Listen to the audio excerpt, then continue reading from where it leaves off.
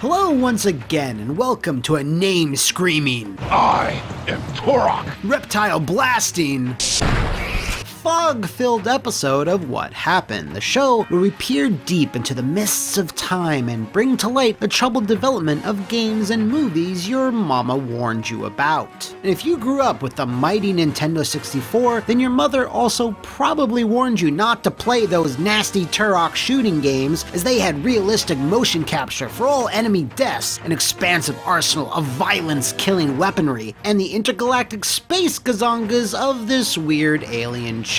Torpedo launcher. Yes, Turok was a big deal in the 90s. He had 4 games in the space of one console generation, numerous handheld versions, his comic book series of course, and even a line of cheap-looking action figures. I had one, making it one of Acclaim's biggest money spinners. Then came Turok Evolution, and things got very what happenedy. So without further ado, let's hunt for the truth about the dinosaur hunter's darkest chapter. It's the year 2000, and Acclaim and Iguana Entertainment have just wrapped the N64 Turok trilogy with Shadow of Oblivion, a game that really pushed the system as far as it could go.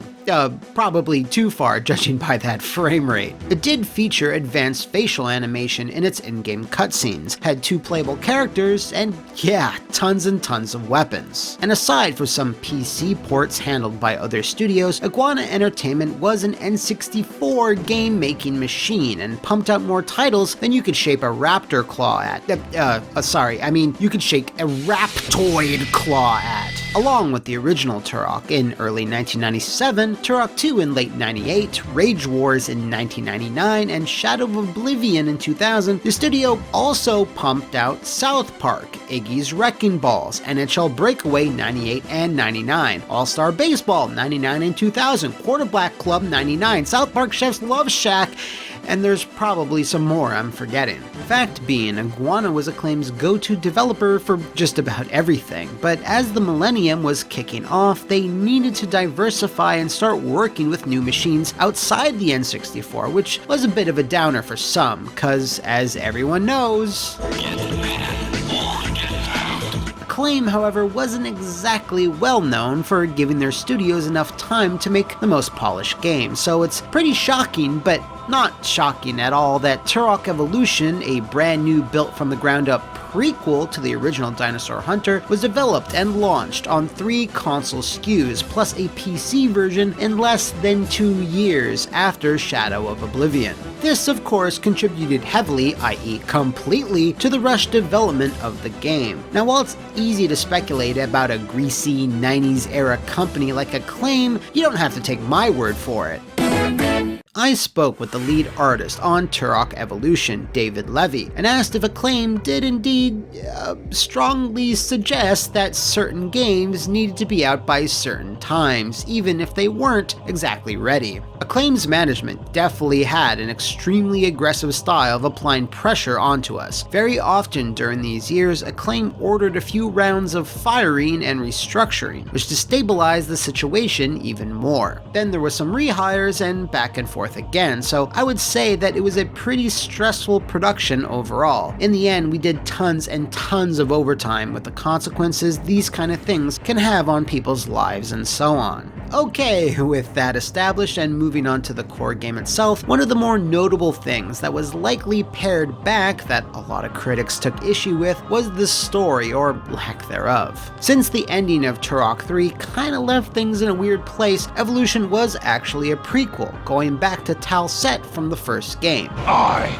am Turok. It seems when you don't have a whole lot of time to suss out an enthralling story that pushes things forward, you tend to get a lot of prequels. Most of the narrative was handled via in-game radio transmissions.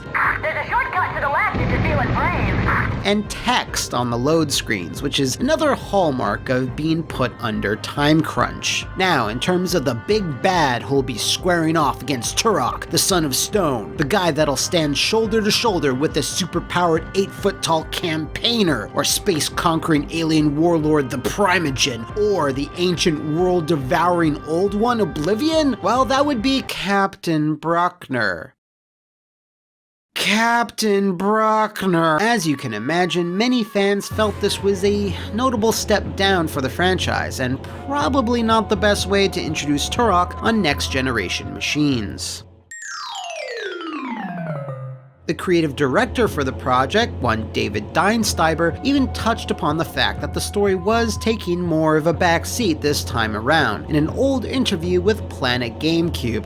That takes me back. Mission objectives are now conveyed in-game through radio transmissions, etc., and the player is constantly aware of the plotline. It's an elegant and simple solution to creating context for the player without bogging down the gameplay experience with cutscenes. Now, the problem with this is that in 2002, storytelling was more important than ever in video games, and fans wanted more and more cinematic cutscenes to bookend each level. Hell, even Turok 2 had some nice mood-setting intros. Powers beyond the comprehension of flesh. In that same interview, even when in full PR mode, Deinsteiber said some things that would be, raising the old red flags if you took a more critical eye to it. Things that further prove just what went wrong with Evolution. The team is 35 people total, though there are a few more if you count shared resources being used to create tools for both Turok and Vex. Let me stop my own narration right there. Yes, I forgot. Iguana were also developing Vex, the edgy mascot hero who's not as cool as Shadow, in addition to Evolution. And if you count them all up, it means they were tackling 2 games and 6 SKUs at the same time, which is just fucked. Anyway, let's continue. The game has been in development for just under 2 years, but we must also remember that a full year of that really involves the creation of tools and engine technology. The game content itself followed as soon as the tools reached a usable state. It is a huge undertaking to create the tools and technology needed for games as big as Turok and Vex. Yeah, I bet it is. Game dev from 2002. Thankfully, things got better in the futuristic year of 2020, right? Anyway, let's just focus on a particular quote there. They spent a year on the engine and tools, and roughly just 1 on game content, which explains Turok Evolution. With only a year, the game had to be considerably scaled back in scope in some ways, which is messed up to say since it was an N64 franchise. Evolution was a much more linear experience compared to the dense maze-like labyrinths of Turok 2, where you had multiple objectives, collectibles, keys, and power-ups that let you revisit locked-off areas. Here, though, you followed fairly tight paths leading to open valleys or clearings, always moving forward rather than having to do all that, content in Seeds of Evil. While it's true that a series eventually needs to do some different things, for a lot of people, this change in evolution was seen as a step back, losing a lot of the level complexity fans were accustomed to. Now, where Turok Evolution did try something new is in its flying sections that saw the dinosaur hunter saddling up on a pterodactyl armed to the proverbial teeth. While David Levy and the art team had fun doing something different, the sections were criticized for being a bit overused, padding out the game's length. The player encounters these sections several times throughout the game, and they did tend to drag on for a while, as well as not being particularly polished in terms of controls. Now, Turok has featured Dino Riders-like sequences before, but they were always kept brief and explosive, so while a nice distraction, they probably relied on these magic carpet dinosaur rides a little too heavily. It's a real shame that these aggressive timeline problems seem to affect every area of the game, and that also includes the multiplayer. While the Turok series had MPs since Seeds of Evil, the deathmatch never really reached the heights and popularity of Rare's efforts, but fortunately, that was their only competition back then, because unlike those glory years in 2002, there were a lot more titles gunning for that console shooter space, not to mention all the incredible things happening on the PC. Thus, Turok Evolution's kind of underbaked MP didn't really have a chance to stand out. Again, like most things in the game, if they had more time, it would have been more memorable. Out of all these examples though, there is one thing that best exemplifies all the corners that were cut during the last few months on Turok Evolution. At E3, a build was shown that displayed a huge variety of wildlife populating the jungle areas, which included, but was not limited to, rhinos, wolves of the regular and dire varieties, Komodo dragons, water bugs, cranes, boars, bats, as well as several unused enemy variants. Now, in the final version of the game, all of these NPCs were cut, but are still nestled within the game code. I also have to mention it is common for some unused data to still be present in released games, but even this seems a bit of an overkill. David Levy theorizes that may have been due to either platform-specific assets or simply lack of time/resources to introduce them. Also, it could be that late in the game we had to cut some levels out, which may have given us too many problems either technically or just quality-wise. The end of the project definitely was fast and furious. We did so much work that the art team I was running was just in head-down mode. Once we sent our assets along with animations and so on, we trusted the rest of the team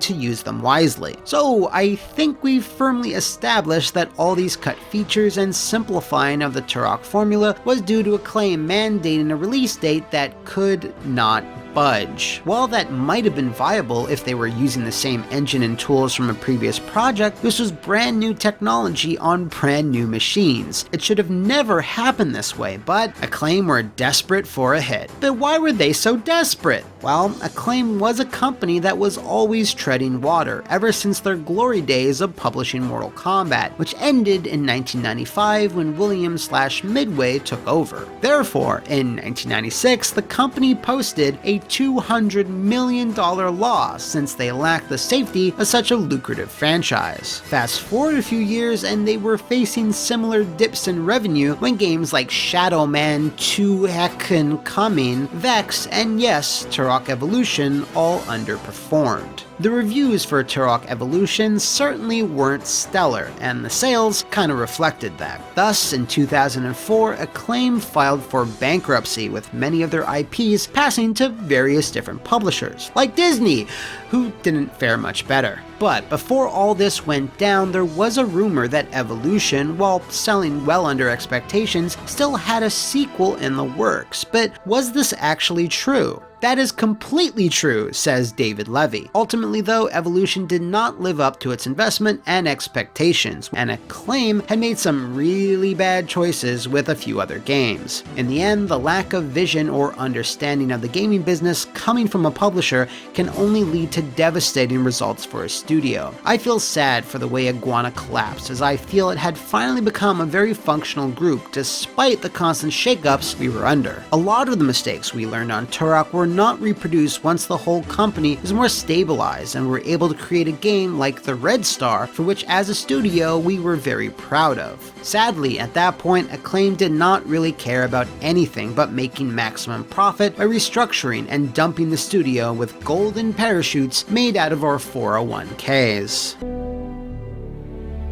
Spared no expense. What of Turok nowadays though? Well, there's the fantastic HD ports of both Turok 1 and 2, courtesy of Night Dive, as well as Turok Escape from Lost Valley, which was I don't have a way to finish this sentence. Suffice to say, it's very unclear, foggy some would say, that a brand new traditional Turok game will ever appear from the mists again. But here's hoping that sometime in the future, the dinosaur hunter will be burrowing into our brains once again.